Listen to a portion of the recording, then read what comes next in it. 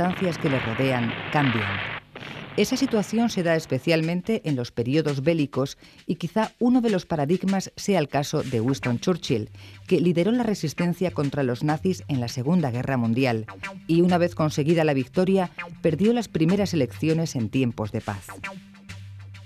Otros casos nos llevan a ver personalidades que en el desempeño de sus funciones de gobierno adquieren cualidades que antes no se les apreciaban. Por tanto, se puede concluir que las características del liderazgo evolucionan y se interrelacionan con el contexto. A veces la función va creando y va dotando a la persona, el poder. El poder sí hace cambiar de alguna forma a las personas, pero eso viene a formar parte del contexto. Es decir, el contexto de poder sí genera y crea unas características y una personalidad distinta. Hemos visto líderes muy conocidos, actuales concretamente, no me voy a referir a nadie, pero sí se puede ver claramente cómo una persona tiene una seguridad muy distinta a medida que va ejerciendo el poder. Eso sí es cierto, pero también tenemos que ver que el poder forma parte del contexto. Cuando no tenía poder, el líder pues no ejercía esa cantidad de poder que ejerce más tarde, actúa de una forma distinta. Eso es cierto, pero lo que no cabe duda es que ese contexto está relacionado clarísimamente, ese contexto de poder está gravitando y influyendo en su capacidad de liderazgo y en su actitud como líder. Paradójicamente, el dirigente que construye una sociedad al tiempo que él mismo evoluciona, no siempre se dirige en una dirección positiva. Esto nos haría reparar en el concepto del liderazgo destructivo. Muchas veces cuando se habla del líder político, hay una tendencia a pensar en que lo del liderazgo es algo extraordinariamente positivo, bueno para la sociedad y por supuesto aceptable, ¿no? Sin embargo, ya desde hace muchos años, muchos de las personas que se han preocupado por estudiar el papel de los líderes en la sociedad, pues han hablado de lo que ellos denominaban el lado oscuro del liderazgo.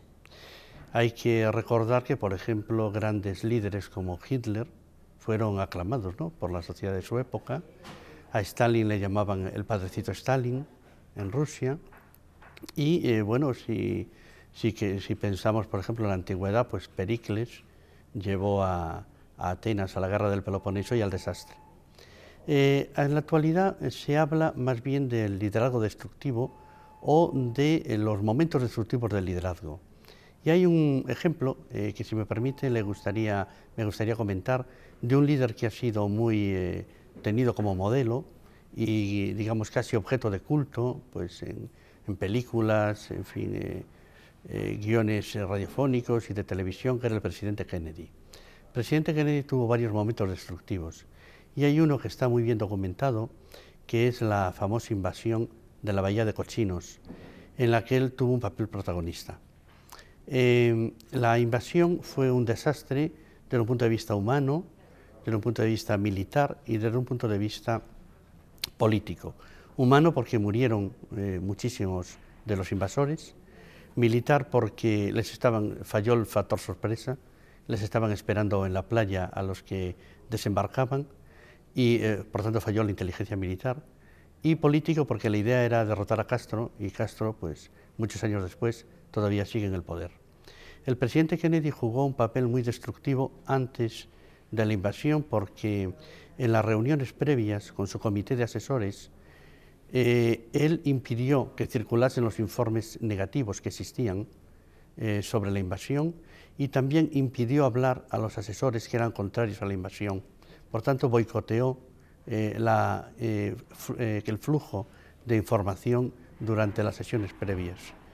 Pero también tuvo un papel destructivo después de la invasión, porque cuando los medios, y aquí por ejemplo se ve el importantísimo papel que juegan los medios en estas cuestiones, cuando los medios airearon todo lo que había pasado en las reuniones previas, la reacción del presidente Kennedy consistió en destituir a aquellos asesores que habían informado negativamente sobre la invasión, destituir a aquellos asesores a los que no había permitido hablar en las sesiones previas y confirmar en sus puestos a todos los asesores que habían fomentado la idea de la invasión.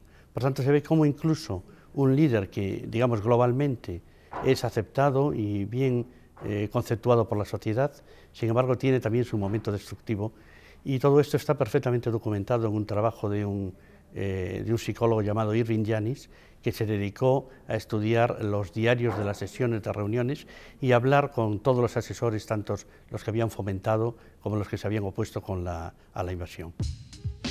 En conclusión, se podría hablar de dos tipos de liderazgo político. Uno corresponde a los que llaman transaccionales, que son los líderes de opinión, los burócratas, los líderes de partidos y legislativos y los líderes ejecutivos. Y los transformadores, que son categorizados como líderes intelectuales, líderes de reforma o revolución, héroes e ideólogos.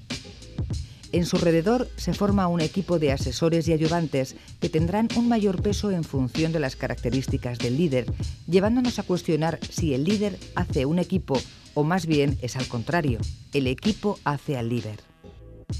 Siempre existieron los jefes de campaña y que siempre el liderazgo ha sido un fenómeno de construcción entre la gente y las características del líder circunstancial. No obstante eso, el predominio del marketing político, el predominio de las estrategias televisivas y mediáticas para acercar al político a la gente lo está empezando a transformar en una especie de producto de consumo. Por eso, quizás no en España, pero sí en otros países, hay líderes políticos tan fugaces, porque desaparecen tanto como pierden vigencia las estrategias mediáticas o de marketing político que en determinado momento usó para llegar a la gente. Normalmente debería ser una interacción. El dirigente, el líder, debería de crear un equipo que le ayude y el equipo debería ayudar al dirigente a hacerse, a completarse, a realizarse. Hoy día hay una cosa externa a esto que estoy diciendo, que son los equipos de marketing, los equipos de imagen, de marketing, que le dicen cómo se tiene que vestir, cómo se tiene que peinar, cómo tiene que andar. A mí todo eso me parece una filfa, yo nunca lo he seguido. Yo sé que hay gente que hace cursos para ver cómo hay que la mano en el bolsillo cuando tiene que hablar. Déjese de cuento, sea usted auténtico, sea usted sencillo, natural. La naturalidad es lo que gana los corazones. Entonces, esos tienen una influencia poderosa. Ahora, yo creo que si funciona bien, el dirigente debe hacer una selección del equipo y el equipo debe ayudar al dirigente a ser lo que es, pero no a cómo vestirse, sino a tener ideas, a conectar con la gente. Yo desde hace muchísimo tiempo, desde el año 75, creé un grupo que yo llamaba Grupo de Estrategia, que era un equipo de gente con la que yo me reunía para hablar sobre qué hay que hacer. Y ninguno de ellos estaba en la política. Era un químico, una chica que vendía electrodomésticos, un profesor, un maestro, gente que no estaba para nada en la política, con las cuales yo conversaba y hacíamos algo de posibilidades de lo que podía ocurrir, y eso a mí me ha dado siempre muchísima más sabiduría que los textos políticos que puedo leer. El líder es aquel que reúne las capacidades de influencia, de movilización de sus seguidores, de proponer una visión integradora y de conducirles a las consecuciones socialmente útiles. Al mismo tiempo es interdependiente y reconoce que los demás son importantes para la consecución de los objetivos.